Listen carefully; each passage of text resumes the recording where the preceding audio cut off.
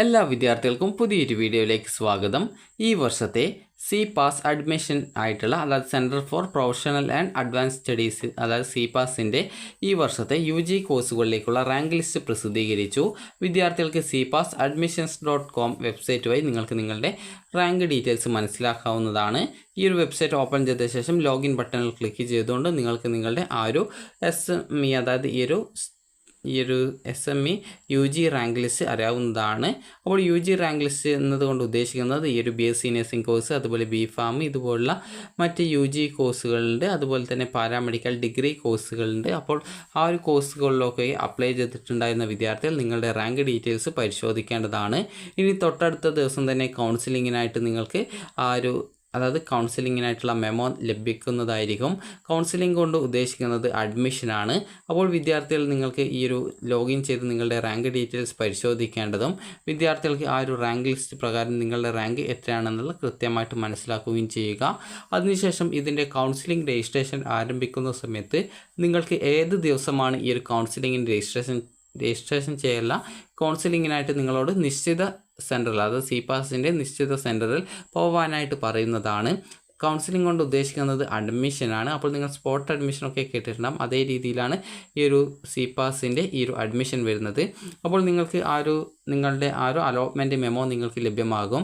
അപ്പോൾ അലോട്ട്മെൻറ്റ് മെമ്മോയിൽ നിങ്ങൾ അഡ്മിഷനായിട്ട് പോകുന്ന സമയത്ത് എന്തൊക്കെ ഡോക്യുമെൻറ്റ്സ് കൊണ്ടുപോകണം എന്നിങ്ങനെയുള്ള ഡീറ്റെയിൽസ് ഒക്കെ ഉണ്ടാവും.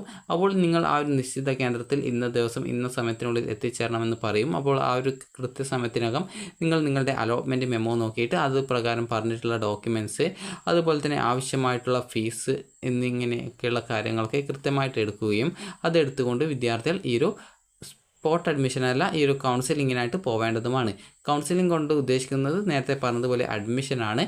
അപ്പോൾ നിങ്ങൾ പോയി കഴിഞ്ഞാൽ നിങ്ങളുടെ റാങ്ക് ബേസിൽ ആ ഒരു ഇൻസ്റ്റിറ്റ്യൂട്ടിൽ ആ ഒരു ദിവസം വരാൻ പറഞ്ഞിട്ടുള്ള ആ ഒരു നിശ്ചിത റാങ്ക് വരെയുള്ള വിദ്യാർത്ഥികളുണ്ടാവും. അപ്പോൾ ആ ഒരു റാങ്കിൽ ഉൾപ്പെട്ട വിദ്യാർത്ഥികൾ വന്നിട്ടുള്ള വിദ്യാർത്ഥികളെ ഉൾപ്പെടുത്തിക്കൊണ്ട് അവരുടെ ആ ഒരു റാങ്ക് ബേസിൽ നിങ്ങളെ ആ ഒരു അഡ്മിഷനായിട്ട് വിളിക്കുകയും നിങ്ങളുടെ ആ ഒരു ഡോക്യുമെൻറ്റ്സൊക്കെ വെരിഫൈ ചെയ്ത് നിങ്ങൾ ഈ ഒരു എന്തെങ്കിലും ഡൗട്ട്സ് ഉണ്ടെങ്കിൽ നിങ്ങൾ ഈ ഒരു സി പാസിൽ കോൺടാക്റ്റ് ചെയ്താൽ മതി. എന്തൊക്കെ ഡോക്യുമെൻറ്റ്സാണ് കൊണ്ടുവരേണ്ടത് എന്നുള്ള സംശയമുണ്ടെങ്കിൽ അപ്പോൾ നിങ്ങൾക്ക് ആ ഒരു ഡോക്യുമെൻറ്റ്സൊക്കെ എടുത്തുകൊണ്ട് നിങ്ങൾ പോവുക. അപ്പോൾ നിങ്ങളുടെ ആ ഒരു ഡോക്യുമെൻറ്റ്സൊക്കെ വെരിഫൈ ചെയ്ത് നിങ്ങൾ നൽകിയുള്ള ഡോക്യുമെൻറ്റ്സൊക്കെ കറക്റ്റാണ് എന്നുള്ളത് ഉറപ്പുവരുത്തിയ ശേഷം നിങ്ങൾക്ക് അഡ്മിഷൻ ലഭിക്കുന്നതാണ്. അപ്പോൾ വിദ്യാർത്ഥികൾക്ക് ഒന്നുകിൽ നിങ്ങൾക്ക് ഫീസ് ചിലപ്പോൾ ആ ഒരു ദിവസം തന്നെ നിങ്ങൾ ടോക്കൺ ഫീ പേയ്മെൻ്റ് ആയിട്ട് ഏകദേശം 25,000 രൂപയോ അല്ലെങ്കിൽ 10,000 രൂപയോ അടക്കേണ്ടതായിട്ട് വരും. അത് വിദ്യാർത്ഥികൾ കൃത്യമായിട്ട് ഈ ഒരു സി പാസിൽ വിളിച്ച് അന്വേഷിക്കേണ്ടതാണ്. അപ്പോൾ നിങ്ങൾക്ക് ആ ഒരു സീറ്റ് കൺഫേം ചെയ്ത് കഴിഞ്ഞാൽ നിങ്ങൾക്ക് പിന്നീട്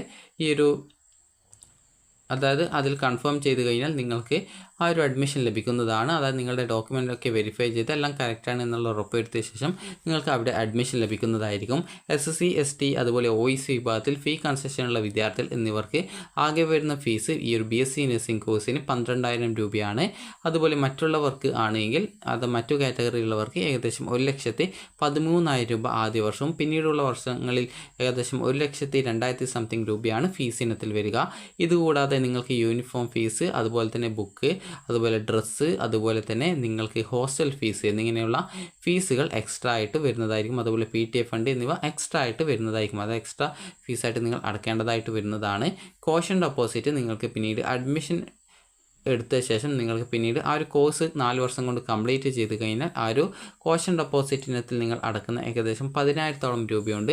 അപ്പോൾ ആ ഒരു പൈസ നിങ്ങൾക്ക് റീഫണ്ടായിട്ട് തിരിച്ച് കിട്ടുന്നതായിരിക്കും. അപ്പോൾ വിദ്യാർത്ഥികൾക്ക് ഈ ഒരു നിങ്ങളുടെ റാങ്ക് ഡീറ്റെയിൽസ് പരിശോധിക്കുക.